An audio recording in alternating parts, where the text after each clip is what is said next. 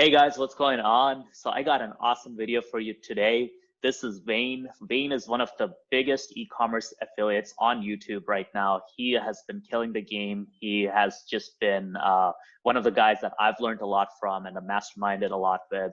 So Vane, welcome to the YouTube channel. Good to be on and talking to you again. So could you give everybody on the YouTube channel a quick little background as to what you do and how you got started? Yeah, sure. Been in the marketing business and paid marketing in particular since even prior to about 2007. So been doing it a long time on a lot of different platforms, from Facebook, most recently YouTube the last few years. But before that, it was direct buys, it was Facebook. I mean, you name it. If it came in went search, we ran traffic on it. With the exception of maybe natives, that's one of the big platforms that we just really never got into. There's only so much time in the day and so many platforms you can master. So we've really ran a lot of campaigns. I myself, started out solo and ran a lot myself. Now I have some media buyers that help. And I'm going to say the last 2 years, we've always been performance based. So we've never ran as an agency model where we're getting a percentage of spend or one of the many models out there. We come in and we kind of see an opportunity. We're highly selective. I'm lucky enough to have a lot of contacts in the affiliate marketing space and the marketing space in general, since I've been in it so long. And we kind of have a lot of opportunities that come to us, especially because they know we're very good at certain platforms and making what we're going to call affiliate offers or performance offers work.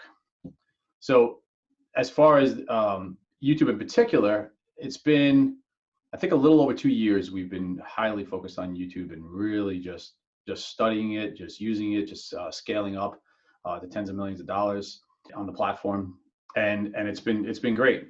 I don't think we've actually spent tens of millions on YouTube in particular. We spent probably close to $100 million over the years on all performance, and again, that's performance model, so that's our spend, and if we don't get it profitable, we're losing the money. So we have to get profitable campaigns to be able to spend that much. So, but we spent several million on YouTube in the last couple of years. Yeah, that's absolutely mind-blowing. Over like $100 million on all platforms, and definitely like a few $1 million on YouTube is something that very few offers do, right? Or very few people do. And in fact, in the affiliate world, I don't think of anybody else who runs these kind of deals that does those kind of volumes. Mostly it's like brands that run their own offers or agencies to have put millions of dollars into your own money into YouTube. That's definitely very impressive. What kind of offers do you usually run? Is it usually e-commerce? What kind of brands do you usually work with? Yeah, so it's been pretty much a focus on e-commerce. We do lead gen as well. We really will look at anything if it has the ability to scale and it has a mass audience that we could reach. It has mass appeal. But for YouTube, we've really concentrated on e-com. We're actually looking to do a little more lead gen in 2021. But e-com has been our real area of focus. And then as far as what kind of offers, we really have to look for a price point that's going to pay us, our CPA, especially with the model that we are, of at least $50. We used to have that used to be 40.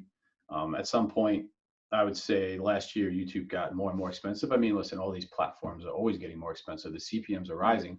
But especially with COVID and everybody having to shift to online, I definitely saw that jump. And the performance was great. But I also saw the jump in CPMs, and eventually that catches up with you. So we used to have a $40 minimum payout to us as a partner. Now we raised that to 50. And really, I like it even higher. Just because I think that YouTube as a platform compared to a Facebook and an Instagram and a lot of the other platforms, native, you have more of the ability to deliver a educated customer. So it costs more to get the traffic, but you can educate more, and then you get the sale. So it's really, we have to look for a certain payout. On Facebook, Instagram, you can throw up a $20, $30 payout and hopefully make it work. Very challenging on YouTube. Absolutely. That's what I've also discovered is like, when we're running offers for the agency, right, when we're taking on clients, we basically it's around that range, right? Like at least a minimum of $40 CPA that they're willing to pay to acquire a customer. $50 is better. And usually if it's a minimum $40, it's more like, okay, it's like a front end acquisition tool, and they know that they're not really trying to be profitable on the front end if they have a lower priced product, right? Like if you have a higher priced product and you can spend $40 to $50 and you make, let's say a $30 profit or $50 profit, that's awesome. But if you have a lower priced product and a $40 CPA is break even, then you just have to accept that, hey, this is my customer acquisition tool, and not a profit center, right? Because customer acquisition allows you to really build that profit long term. And I'm guessing that's what the brands that you work with also probably look at it at, right? Like I'm guessing they're not making a huge margin on the front end at a $50 CPA.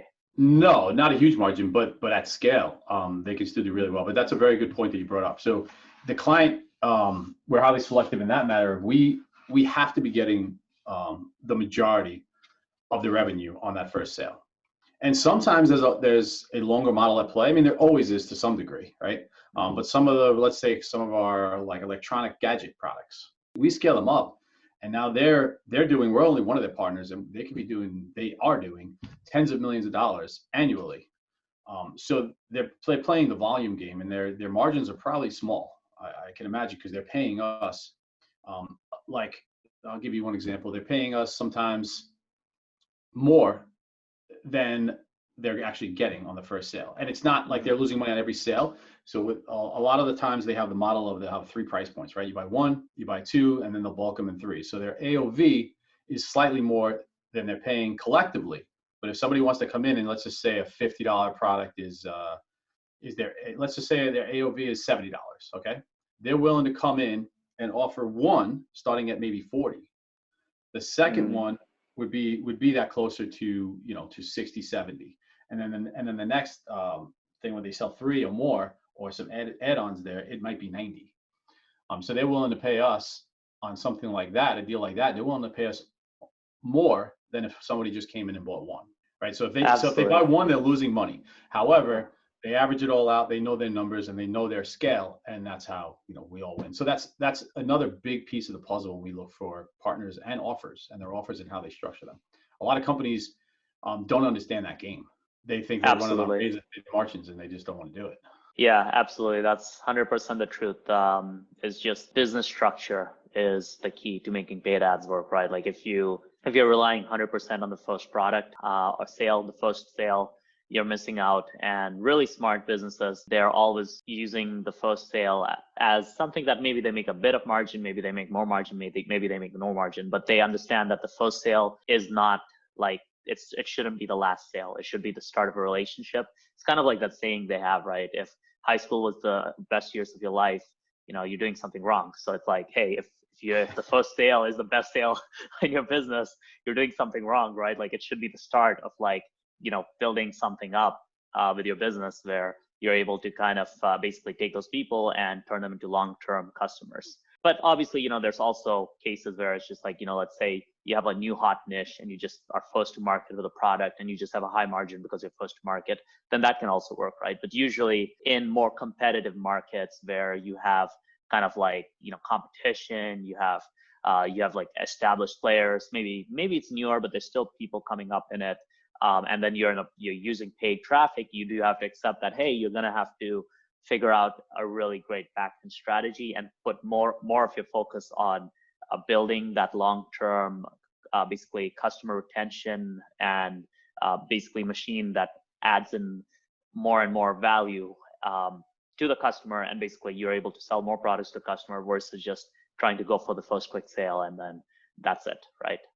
That doesn't really work in a lot of industries nowadays. And I'm starting to see it even in like lead gen, like info product stuff, like, the info product companies that are like really just trying to make one sale and that's it. And then they don't really care about the customer and the customer's unhappy about it. And, that just isn't a sustainable model. While the companies I see that are doing 8 figures, like mid 8 figures in the info world, those are the companies that actually treat the customers really well, and they know that they're going to purchase their higher level stuff. So they set up their whole business structure to have that.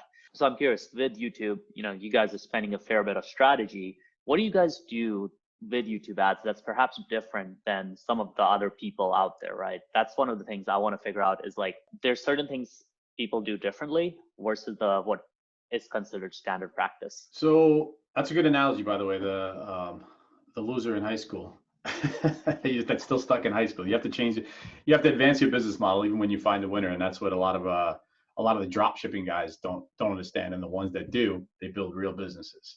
So, but very, very good analogy. So what we do different, I don't know what everybody else does. I know that most people run on more of an agency platform, and they have probably a lot more data. And again, I'm saying the affiliate model or the performance-based model.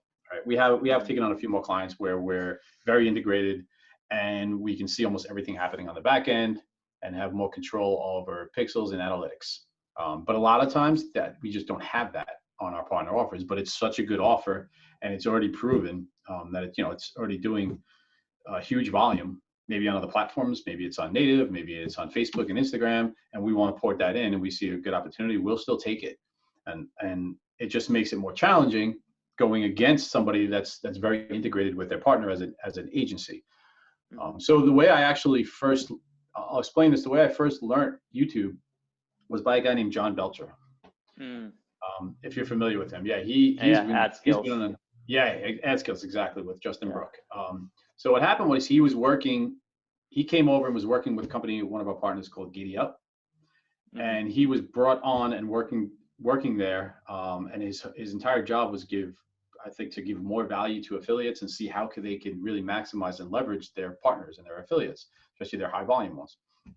So, I sat down with him and he kind of showed me a few things, and then it was off to the races. But what he said that was very interesting is he's dealt with a lot of clients directly, and he's been on YouTube forever.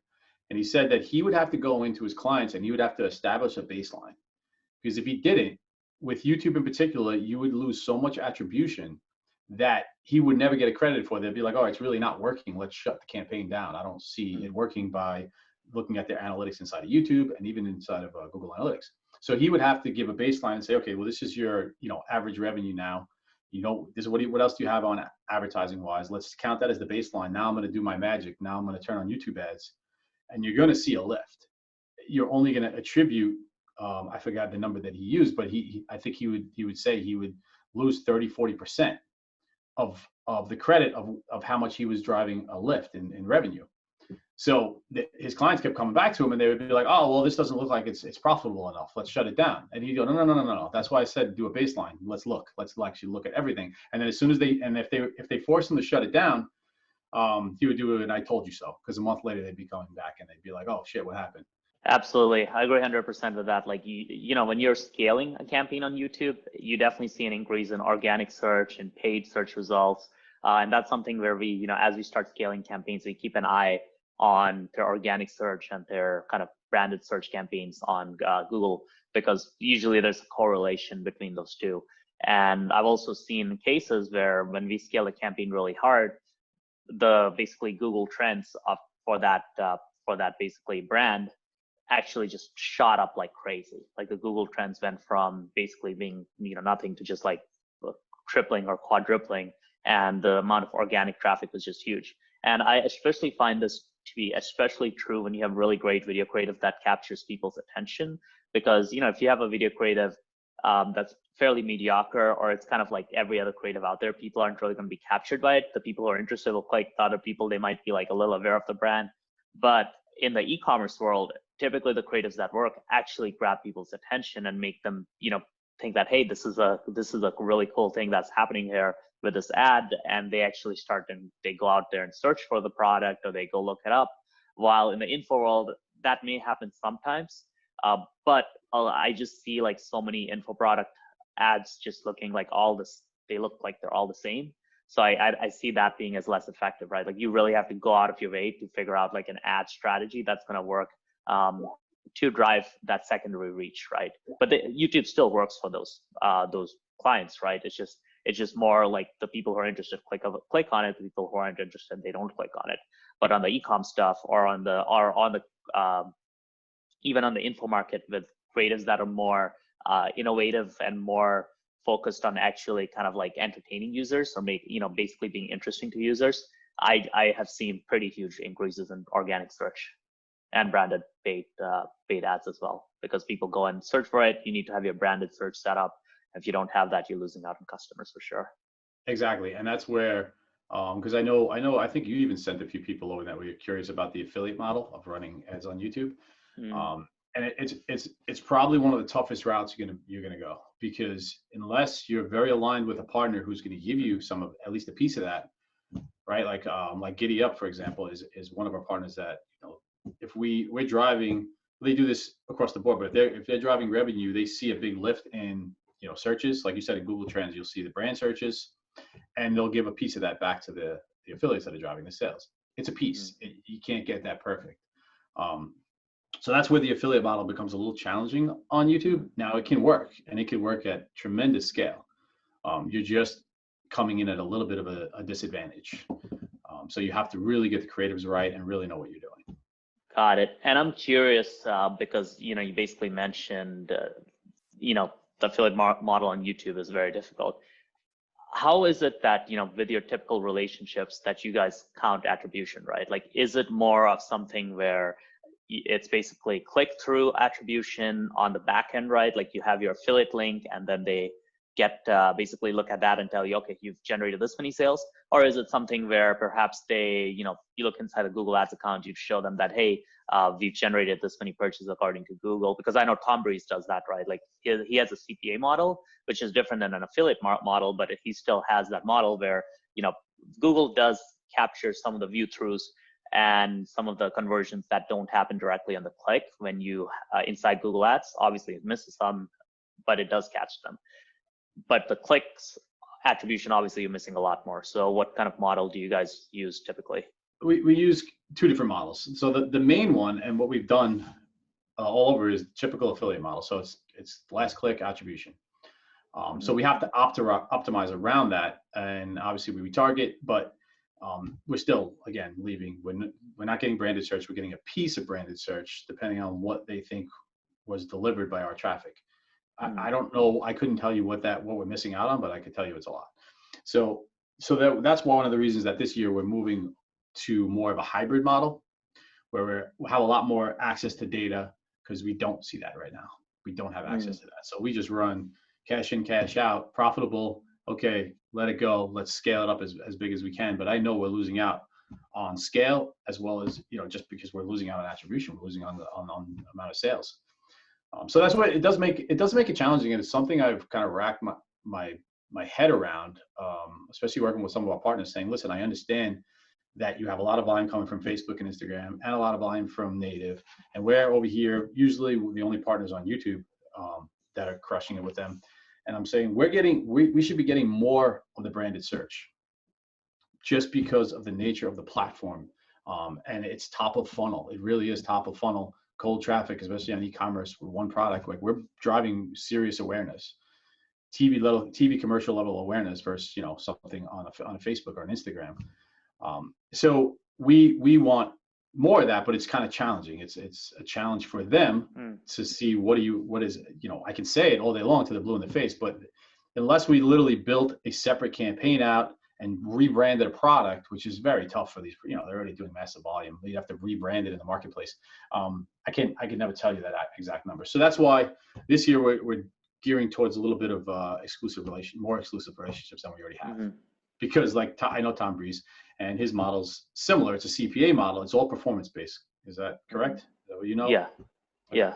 That's what he was. I didn't know if it changed since we've spoken. Yeah. But it's all performance based, but he's running as a real agency where he has access to all that, and he's obviously getting compensated a lot more than we are with the affiliate partners that we have. Yeah, that makes sense. Especially if it's on a last click attribution on the affiliate platform, I guess. Is there a certain affiliate platform that you guys use, or we we have our own internal tracking, but we use what they're sitting on. A lot of them are on Everflow these days. Got it, Everflow. So I imagine that Everflow will see that, okay, the last click was from YouTube, from a YouTube ad, right? And then you'll basically get credit for that. So you miss out on all the basically people who watch the video ad and then click through a brand search ad, click through on a Facebook ad.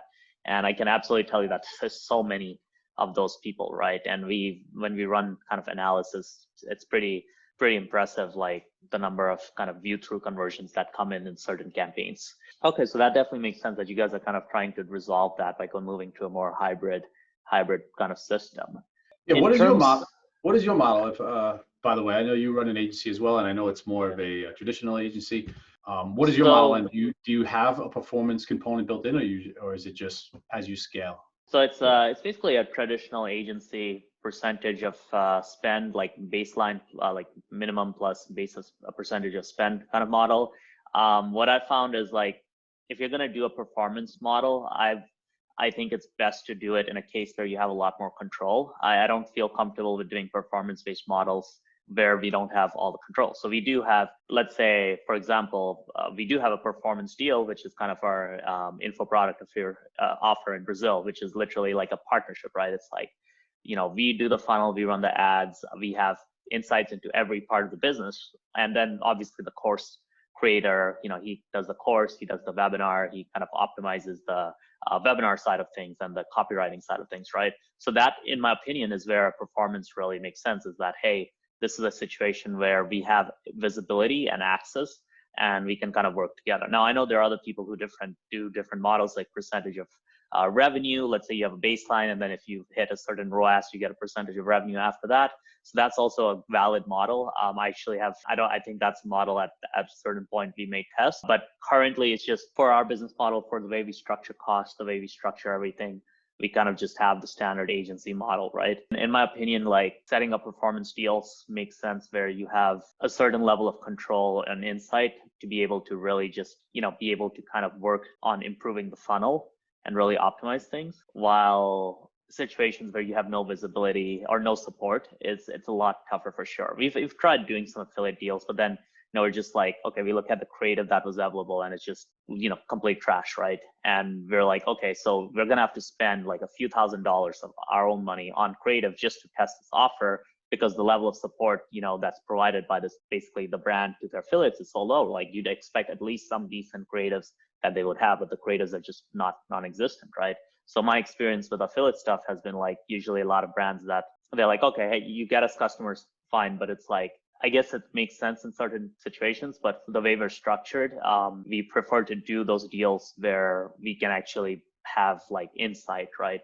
It makes us kind of basically be like, okay, we can control more factors, right? Like if we can control the landing page, if we can like, make different offers, it makes things a lot easier for us. That's a good point too. Yeah. So we do control the landing page most of the time, unless Google, which does happen a lot. We kind of found some solutions for it, but unless they don't let us, because we're basically a bridge page, right, or an advertorial in the middle. So a lot of times, if you're jumping that quick from one domain to another, they'll shut our accounts down. We've actually lost a ton fighting with that. To figure Got that. it. But we have to host that page, or we have to have a pixel on it. Otherwise, we're never running the campaign. Got it. So it's basically like, let's say domain 1 is your lander page, and then if you send them to domain 2, which is on another domain, that's where Google shuts you down. Yeah, they do not like that. They don't like interesting. redirect links, and they don't like that. But if you cloak it or put a little deeper the affiliate link where it actually jumps, you can get away with it. But again, you're just adding more steps just for the purpose of making Google happy and keeping your account. So. Yeah, and the redirects for sure. It's kind of ridiculous. The redirects. It could be like a tiny little redirect, and they'll shut it down. Be like get like on the same domain. It's like, if you have, let's say, a slight little redirect from domain.com VSL to domain.com VSL2, like we've seen that cause compliance issues. So that's something, guys, just keep in mind that when you're sending traffic on Google Ads, make sure it doesn't redirect, right? Otherwise you can get those ads shut down or even the account shut down. So yeah, that's interesting. I didn't know that about domain 1 to domain 2, because like, if you look at, for example, automated webinar funnel, you're going to a landing page on a domain, and then the actual webinar is it's hosted on Ever Webinar, but for whatever reason, I guess because that's a common use, Google doesn't give you any issues with that. So you jump after one page to a completely different domain for the webinar? Like it's like an opt-in page. You click, you get taken to the webinar waiting page, which I believe that's on Ever Webinar. At most, it's like 2 clicks, right? At most, it's like 2 pages, and then I'm pretty sure it's 1, but at most, it's like 2. See, but you're behind an opt-in also, so the opt-in might be what is saving you with that, as opposed to us having just an advertorial and then they're clicking directly the link, because it's software based, so their robots are coming in and just clicking our links and then seeing That's the issue. Well, they're probably not going to opt in. At least the software itself probably doesn't like opt in and then get to that next page. So that's probably why that's no problem. Got it. So do you guys ever do like opt-ins? Like, do you guys ever, like, let's say an affiliate offer, you get them to opt in first and then you send them to the affiliate offer to build your list, or is it always straight to the? Not for e-com, for lead gen, correct. Lead gen, correct. And then we have the data, and it's a lot more powerful. We can do a lot more with that. It's tricky for e-com because we're selling usually these brands that have one product. Okay. So they have one product. It's a new gadget, or it's a gadget that's been around for a couple of years, either way, proven, but there's really no way we can get the opt-in at a high enough rate to offer some kind of value, usually, and then get the opt-in and then have it still back out and be a profitable sale. Exactly. The opt-in creates more friction, right? Especially for like a gadget like that. It's like really, I don't see that as a smooth transition, on a marketing perspective, right? It's like, oh, here's this cool gadget. By the way, opt in to get a guide on how to use this gadget. Like, it doesn't really make sense. But then if you're in certain niches, like for example, if you're in the survival niche, I could see a strategy like that work better, right? Like if you're let's say sending them to some sort of opt-in for some sort of survival training, right? Like on how to survive, and then let's say you send them to a VSL, and then the VSL sells them on a product that basically solves that issue. Yeah, that and could be. Well, the key is also you have in the survival niche, you have an entire niche there, rather than, let's just say, one product or a gadget that has no related products. So they have the survival niche is very profitable, and they could keep hitting them with emails and sell them a bunch of stuff. So, exactly. The world's always ending. Yeah. It might really be now, but it's always ending. I just heard they're doing, I don't even know what's true and what's not anymore, but anal swabs for COVID. It's the new thing. I don't know if it's the media, because Trump's not on. They don't talk about him anymore. They need to keep their ratings up, or if this shit's real. I can't tell anymore. Yeah, that's definitely interesting. Have you guys ever tested VSLs with your e-com stuff, or is it just straight to product page? No, we have. We tested advertorials and VSLs. Those usually do the best. Got it. So you guys use a mix of both the VSL and the advertorial. Yeah, sometimes we use both. Sometimes we'll have advertorial and VSL. We'll test everything on an offer. So we'll test direct VSL, we'll test advertorial. We've tested direct to the product page a bunch of times, just because of the how much education you can do on YouTube before they click over and go. It's never worked as well as having either a VSL or an advertorial or both before. Yeah, for one product, we were like indestructible shoes, like the shoes that indestructible. They advertorial work best. Another product where we're running significant traffic is like an apparel product, and to that, the straight to the product page converts at over 5%. But they also hyper tested their product page, like with tons of traffic. So, but we have never done VSL yet, but we want to try it out because I have friends who run traffic to VSL for e-commerce. I have a friend who's running a VSL to an e-commerce skincare product in collagen in Brazil, and he's just doing huge volume here with that. So definitely VSL is like something I'd like to test. Do you guys make your own VSLs, or is it like the client provides them, or the partner? Honestly, both. We're very crafty, so a lot of times the marketing won't be what we need. Yeah. I mean, obviously they have to have some brand marketing. We're not going to start from scratch like you were saying before. We're going to have to invest all this money up front and time. But if there's enough potential and I really believe in it, we would do that. But usually it's taking a decent amount of content that they have and working with it, or then going to an influencer or trying to outsource it and getting somebody to do specific content how we want it. Yeah, I think influencers definitely are a pretty useful way of getting video ads done, because they're not that expensive. I think they're cheaper than traditional, like basically agencies, just because they want to be an influencer. So they're like, hey, I'll do this for $200 just so I get to say I'm an influencer. Yep, exactly. And as long as you can use the content and you have it, then you can run with it. And so that's a really good strategy. Is getting influencers. I don't think we've put enough energy there, but I know guys that are doing it very successfully on other platforms. Is getting those influencers to do that on the cheap, and also send it to the list, so they basically at least break even generally on the influencer campaign itself, right? Paid influencer campaign. But now they have the video content that they structured in a way and told them what to say, that they can run all of the ads in the world to their own audience, to the influencer's audience. And now they're out of the loop on that, on most of it. So it's interesting. We haven't tested, like you said, your friend is killing the VSLs for skincare, I think you said, right? What it was? Yeah. Collagen. Is he running? How long is the VSL? Is it like long form? It was like 20, 25 minutes, something like Okay. that, 20, 30 minutes. So, and he's running Yeah. on YouTube. What's the, Yeah. what, like, I've actually seen really long videos on YouTube, and it always makes me wonder. We never tested one, but basically like a VSL stuck on Oh YouTube no, the entire it's day. an ad. It's an ad, and then the VSL's on a third party page, So he does right? I mean, sorry, a it's few just like minute ad, and then it goes to the VSL. exactly. Yeah. I've heard of an actual VSL working on YouTube. We've never gotten it to work. Like a long, like I'm talking about a long form one, like the 25-minute plus.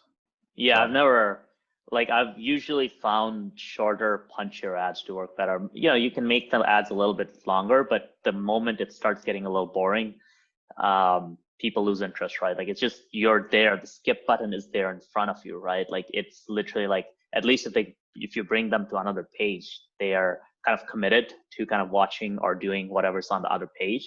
But as long as they're on YouTube, it's kind of like you have an open loop and the person wants to close that loop, right? So you're fighting an uphill battle in terms of just keeping their attention for the whole 25 minutes because they see that skip button. And even me, when I see a longer ad, I was watching a friend's ad actually, and I loved it. I thought it was awesome, but it was just way too long where I was like, man, if this ad was like 2.5 to 3 minutes at most, it would be perfect. But just 10 minutes long, like I hit the skip button, even though I would have probably watched it if I had just clicked through and he'd shown me the whole thing on another page. And that was me as a user, right? Like I was literally just randomly going through and I see my friend's ad pop up and I'm like, oh, cool, let's see this. I was like, oh, this is really cool. This is really cool. It's kind of long. I want to watch this other video. Skip.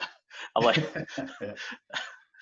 yeah, so. that is definitely the case. What do you find is, generally speaking, the sweet spot for your YouTube ads? We've seen somewhere between a minute and 5 minutes usually. Yeah. I mean, I've seen as short as 45 to 50 seconds up. But ecom, I think I've even seen like 30 seconds do decently, but like usually 45 to 50 seconds up to, like a few minutes. And then with certain cases, like certain clients, they do like 5-minute ads, but then the 5-minute ad would be like, let's say 2.5 to 3 minutes of like ad. And then like you put in like a 2-minute testimonial into the ad as well, right? So it's not, and you give them a very strong call to action the first couple of minutes, right? You have multiple call to actions. So most people should click through, but then for the people who are kind of a little bit more hesitant, that testimonial kind of helps them get over that hesitation. Yep. Yeah, that proof. Yeah.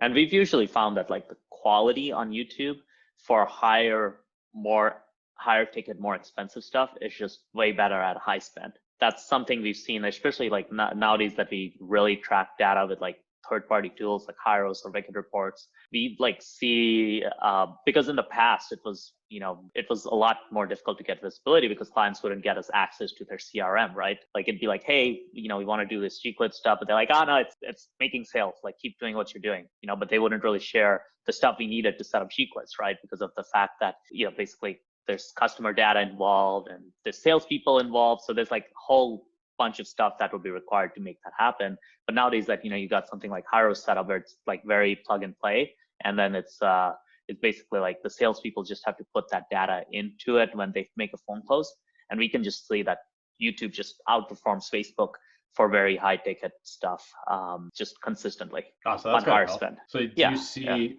a better client satisfaction rate with that, just because they can visually see how much better it's doing, and they don't have to go back and forth with reports, and that they can literally log in and see? I'm guessing. I don't use Hyros, but yeah, I think anything like Gclids as well works well, right? But I think the good thing about Hyros versus Gclids, or the system you guys use, which I believe it's a multi-channel system, right? Mm-hmm. What was it called? We used Thrive Tracker. Thrive Tracker, got it. Okay, Thrive. I've actually heard good things about Thrive Tracker. So yeah, like basically being able to see how multi-channel efforts are doing and working together, that I think is like the biggest thing. That's, Gclids, you can't see that. Gclids is just Google. It doesn't work with Facebook. So if you have a tool that allows you to see multi-channel traffic, whether it be for e-com or info, it's really useful. And info, I feel that like the difference, like the visibility and the value you get out of better tracking is significantly higher, while on e-com, usually see that Google Ads tracking is it's relatively accurate, at least when it comes to like clicks, while with info, it's just such a long funnel that you just lose so much data, and then you're making decisions based on metrics you shouldn't be looking at, right? Like cost per call is very secondary to cost per purchase. Yeah, that's Alex Becker's sales pitch right there. You're making these bad decisions and you're losing a ton of money, which is right.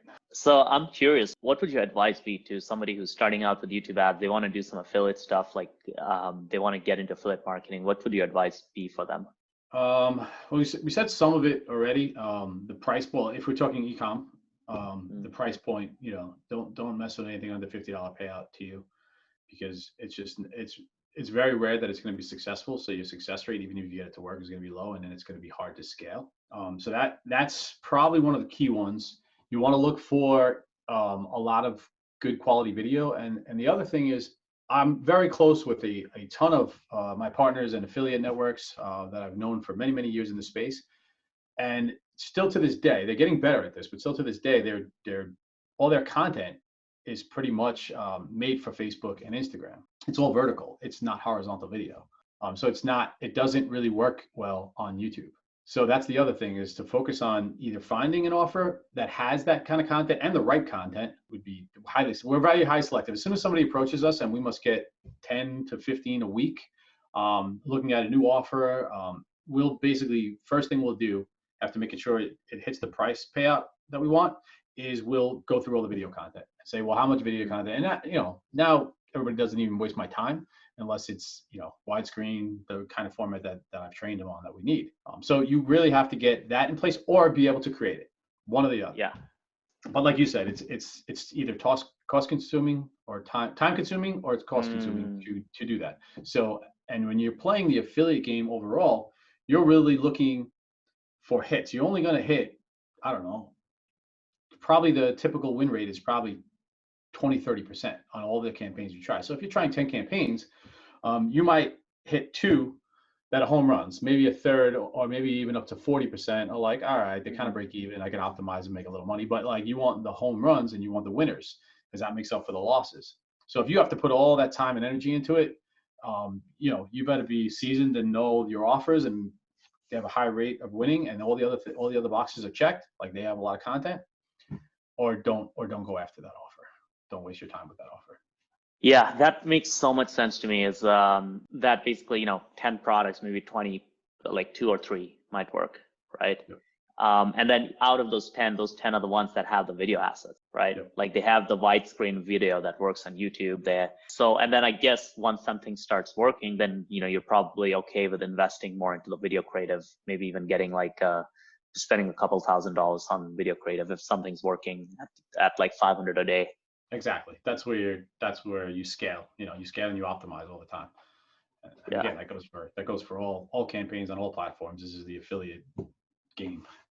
Got it. So that's really interesting, because from what I saw of the brief, basically foray into affiliate marketing, where we basically got approached by a affiliate network. And what I saw was okay, most of the brands they're big name brands, but they didn't really have any content assets that would work on YouTube. And I basically saw it as okay, we would need to invest a decent amount to even test this properly. But it seems like you guys are basically getting 10 to 15 a day of these deals, and you're turning down most of them to choose the ones that have the creative. And then from there, you kind of have basically the higher chance of success. Yeah, that's precisely what it is. I have these 10 to 15 coming a day, is just because I have all these historic relationships. Mm-hmm. So I can be selective, but as long as you follow those criteria. If you're brand new and trying to make it work, you just have to follow those same criteria I laid out. It doesn't matter if they're coming to you, you're finding them. There's often times where we'll find, especially in the past, before we had this kind of deal flow, we would just go and find ones and be, all right, this looks like it's working really well on other platforms. They're not touching YouTube. Let's just go contact them. Mm-hmm. So basically, your checklist for YouTube ads for e-commerce affiliate marketing, $50 payouts minimum, which makes sense, right? I think getting a $35 CPA is doable on YouTube for a lot of e-com products. Then you have some margin, might be able to get down to 30 if the conversion rates are really good. So you have some decent margin there. And then the second thing is they need to have the video creatives and widescreen format in a style that's going to work on YouTube, somewhat direct response, not like Facebook creative where, it's basically a square video where there's no voiceover, there's nothing to really provide any context. And that's a big difference between Facebook and YouTube. Facebook, you have text, right? YouTube, you don't have text. So that text can do a lot of the selling. On YouTube, you got to do it all through the video.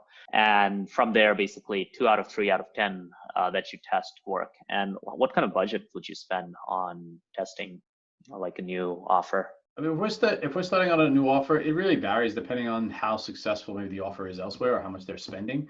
Again, if we see this campaign is already, if it's brand new out of the gate and they have no traction, we're going to limit it because that's not proven at all, right? They might not even have tested their funnel enough to make it work. So then we do a couple $100 a day maybe.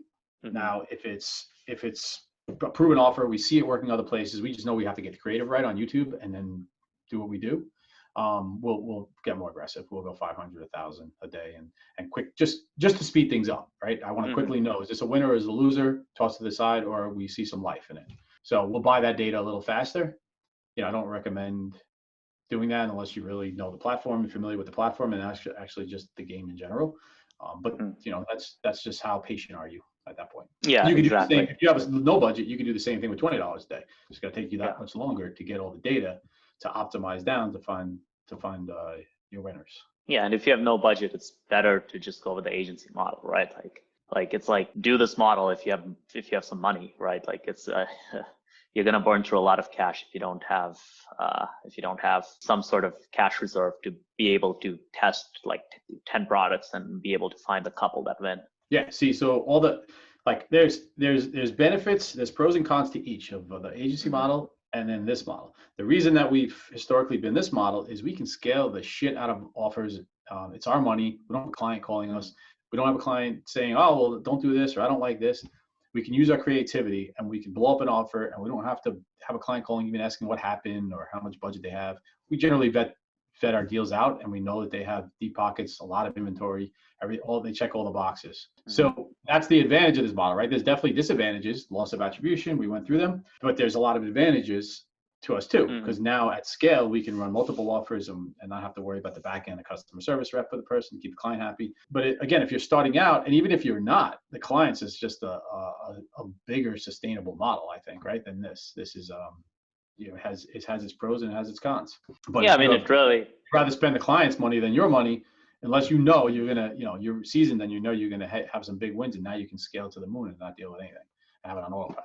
Yeah, exactly. Like that's one of those things where it's like, if you've got deep pockets, then you take bigger risks, and this is obviously a bigger risk platform, and that's kind of why we kind of run our own offers now and launch our own kind of stuff. Even with our YouTube ads course, like we are putting in significant resources into testing VSLs, testing traffic, and trying to make that work to cold traffic, just because of the fact that, hey, we have the reserves now to be able to take a lot of hits and keep going.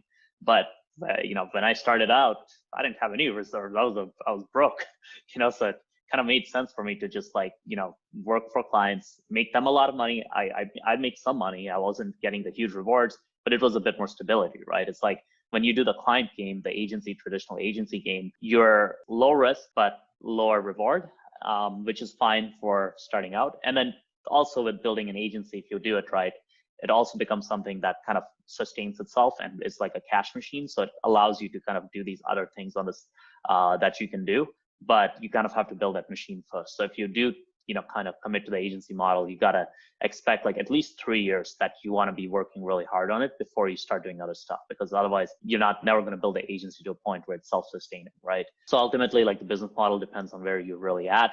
If you've, let's say, you've been in the corporate world and you have a decent amount of savings, then I would definitely go for, some of these more aggressive performance deals versus starting an agency, right? Yeah, for sure. I mean, generally speaking, you're going to get more bang for your buck and be able to scale with the affiliate model if you get it right, the performance model.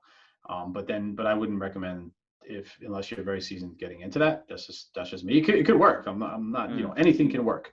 That's just more risk, right? Well, in your case, you got paid to learn. So yeah, you worked as for somebody initially, but you were making money, probably not a ton of money initially, but you were getting paid to learn the platform with somebody else's money. That's a win. That's always a win. But the landscape's changing as well, right? So attribution and how difficult it is, and it's been difficult for a long time. Not a lot of people get it right. It's impossible to get perfect, I think. And it's getting harder and harder. Like, look at the iOS 14 stuff that's going on right now with Facebook and really all their apps. So that's going to be even more challenging. And like one of the areas that we kind of touched on in I think in the group is, and someone put a post, is what percentage, and I still don't know this number, I don't know if you looked this up, what percentage of YouTube users are watching on the app versus either their phone, which probably it's on the app on the phone. I have the app, and I don't think I ever go to YouTube on a browser, but on the desktop would probably be all browser. But I'm curious of what percentage that is for mobile and what it actually is for desktop. I'm assuming, right? My hypothesis that is almost all app traffic on mobile, which is a Yeah. lot of traffic. So Yeah. you're going to continue to see these privacy issues and these attribution issues, and that really lends itself to the way you can excel is really having more control and great attribution, number one. So something like high ROAS, which I hear amazing things about from Alex Becker and you're using for your clients, is a must. And then any way that you can really get that attribution down packed, but you're still going to see some issues. So that's where at a certain point it becomes harder and harder to run the strict affiliate model like this, like directly to the offer. Right. Again, if you're doing something where you're building a list, that's an entirely different ballgame, right? And we do that for lead gen.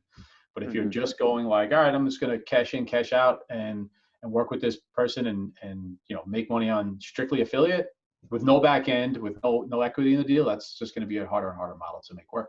It's one of the reasons that we're switing to a bit of a hybrid. And we have deals. We have deals where we're connected to the client and where there's actually equity in the deals, and that makes way more sense. But we're switching to the hybrid just because it's going to allow us a lot more data.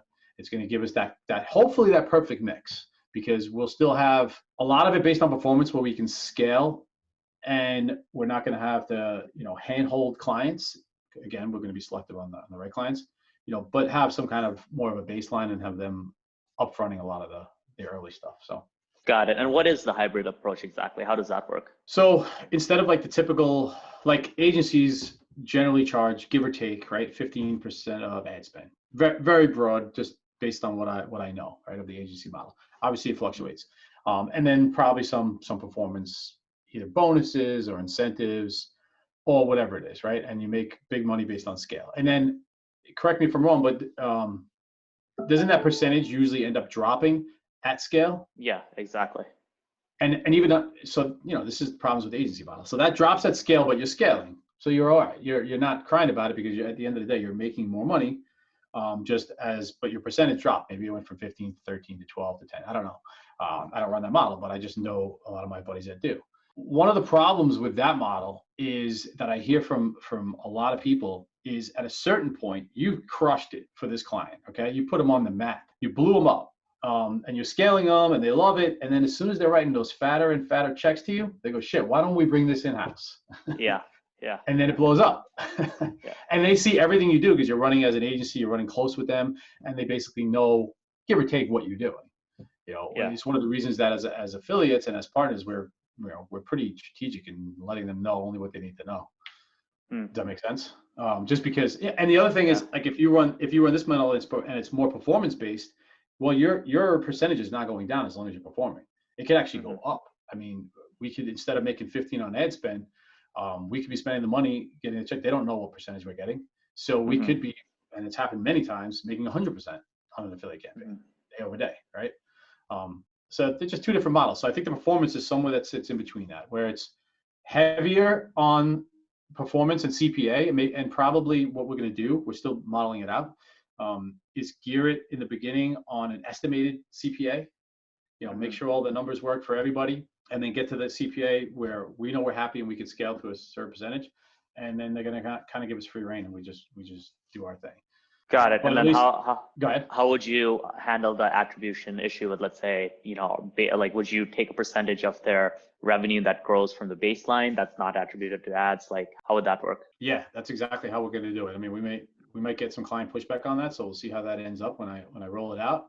But that's what I'm going to follow, which is what John Belcher showed me in the first place. So yeah, that makes a lot of sense, to do that, or either that or just model it into the CPA, right? Be like, hey, we know that in basically these traffics, that it drives like X percentage of branded search, right? Like if you are able to get that data, right? If you're able to, in a few cases, get data on their like organic traffic, etc., and you just make it part of the deal, and you know that, hey, if we do a higher CPA because it does increase organic traffic and paid search, and you can kind of prove it, then I think that's also a decent model where you can have a blended CPA instead of something where it's like a CPA for this and then a percentage of, I don't know, like that would be really hard to calculate because they're always gonna be like, yeah, we had a PR release, yeah, we got featured in Forbes, or we got featured in this. It's like so hard to like calculate that, right? No, you actually nailed it. That's exactly what we want to do. We're gonna do kind of like a beta test period where we're establishing a baseline. We're seeing how much we raised it as we optimize and get the campaign profitable.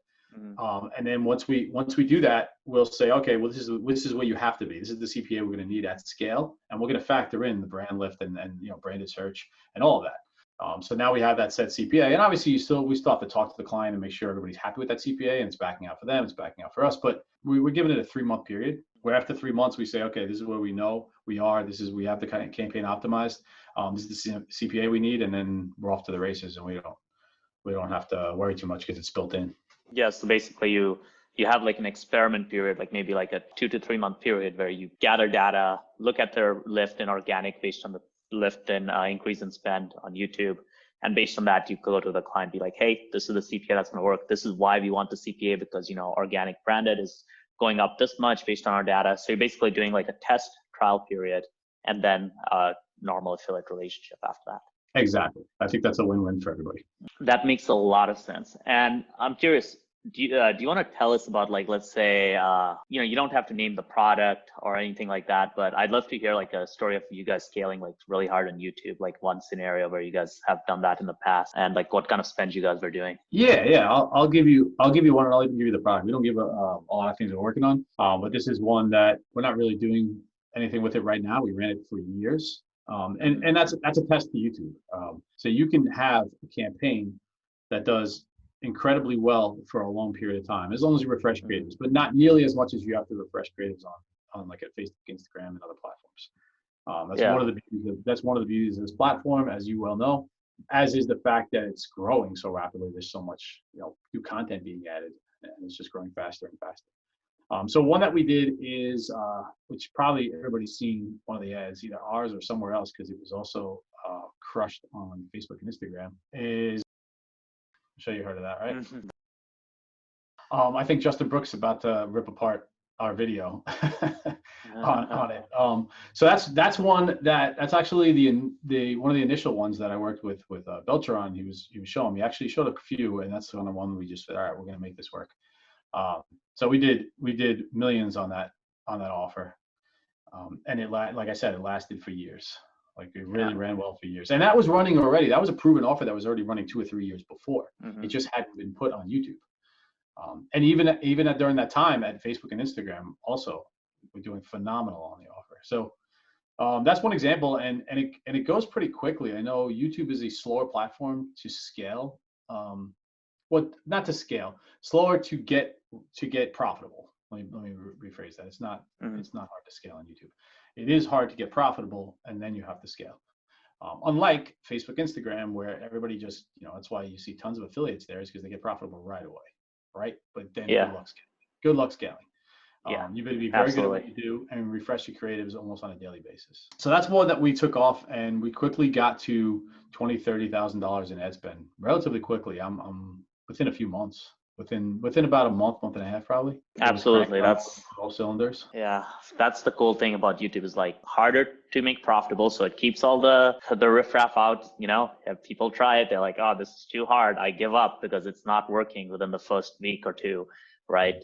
Then once you actually make something work, it takes more work, but then you can scale pretty aggressively. And that's honestly, like at our agency, that's where we make most of our money, is from scaling accounts, right? Like, because they stay scaled, right? Like once you get an account that's spending like 200, 300 grand a month, that account spends 200, 300 grand a month for a long time, right? And the biggest problem we have is convincing people to give YouTube enough time to actually let things work, because sometimes people will just like, it's not working immediately. Like, if it's not working within the first couple of weeks, like they want to pull the plug. So that's something. And I mean, obviously that's something you have to keep in mind as an affiliate as well, right? Is like, you got to have deeper pockets, right? Like on YouTube, like on Facebook, Instagram, you can get those small wins and be able to make some quick money.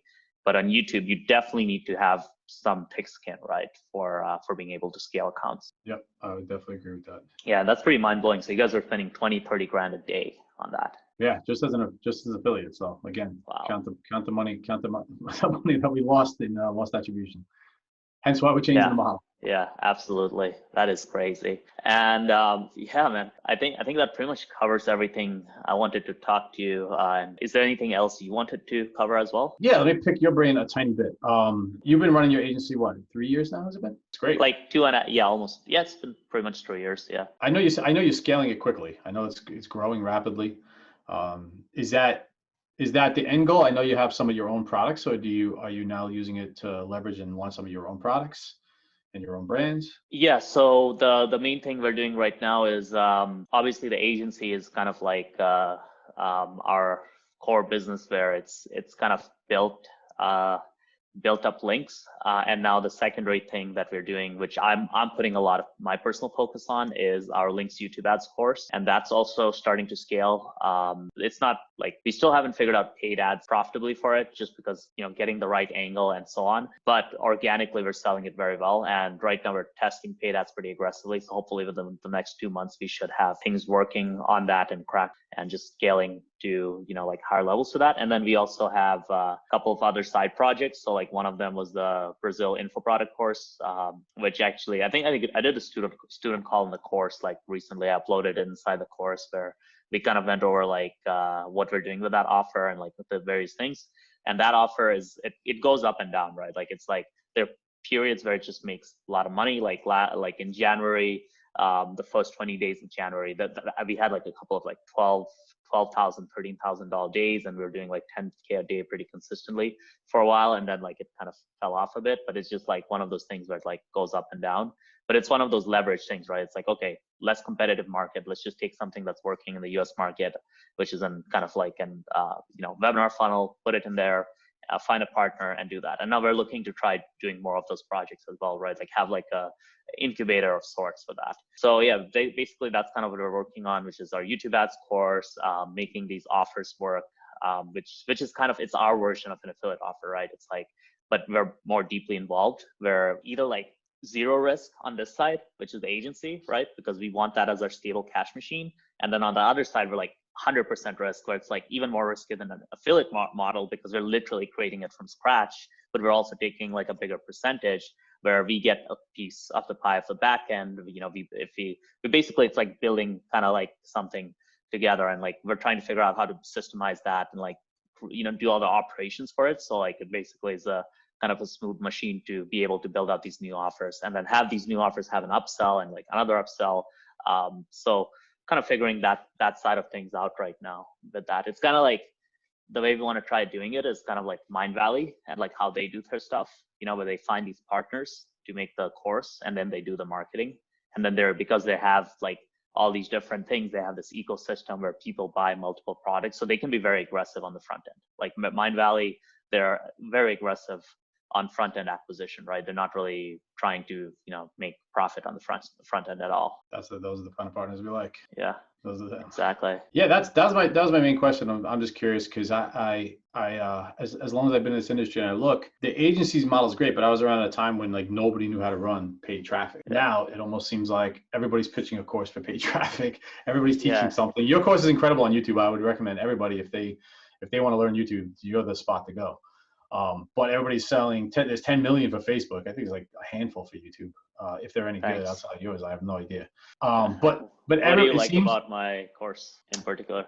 It's just very detailed. It goes into a lot of detail and gets into different, into the platform and exactly how to set up everything, right? And it covers like keyword targeting, placement targeting for the beginning people. And that's something we didn't touch on. If somebody is looking to go into, everything I'm saying is talking about at scale.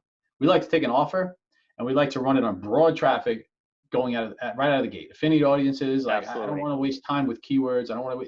Keywords can work at scale, but especially placements. Especially placements, yeah. But they can work. Those little pockets of traffic could actually work phenomenally for smaller affiliates or people getting into it.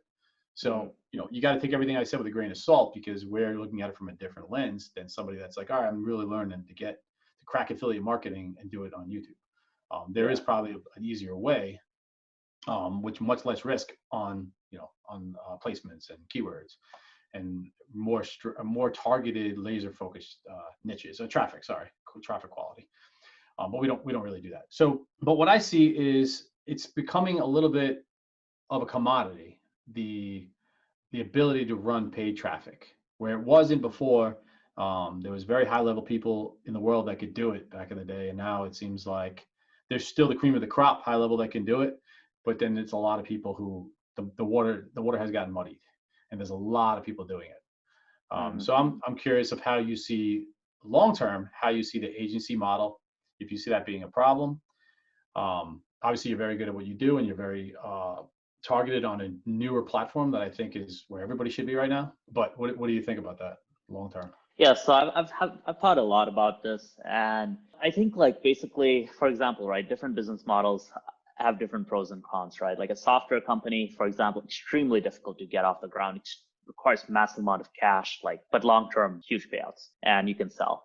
E-commerce, I feel like it's in the middle where you have a high, you can sell it and you'll get a good multiplier, and it's not that hard to get off the ground, right? Info products, I feel like they're really like, you can set them up as longer term businesses, but in many cases it's like flash in the pan. Like you see this new trend, you make a course on it, you make a bunch of money, and then like that market dies out and then new market appears. So info products are kind of in the middle. The agency model, on the other hand, I feel is something where there's always going to be a demand for it, right? Like people are going to want agency services, right? People don't want to run paid ads themselves a lot of times. So because of that, I think that the agency model is going to continue doing well. It's just that you have to be better. You have to have a better system. A lot of it's just like marketing and lead gen, right? Like you got to have a good lead gen system, good qualifying system, good system to keep clients on, etc. Right? It's like, but it's a business that's very, it's always going to have a market, right? Like let's say CPMs rise, right? And then it doesn't kill the agency model because there's still businesses that can pay those higher CPMs. What it does is it's probably a lot of the lower level people, lower level clients are just not going to be able to perform. You might lose some clients, but then you are like, okay, let's go for this new niche of client that is going to be able to afford these higher CPMs, right? Like there are always going to be people running paid ads, and there are always going to be businesses that need people to run their ads for them just because they don't have it in-house. They don't want to figure it out, etc. So there's always going to be demand for it. So I do think it's like a long-term, like the way I see it is like it's a long-term hold that's stable. And if you build it big enough and systemize it enough, it's definitely an asset that can be sold. Yep, makes sense. I mean, it's not it's definitely an asset that can be sold if you do it right. Like exactly what you said, systemize it. I'm just afraid of. See, I'm looking at it as still a means to an end, especially with YouTube being such a blue ocean.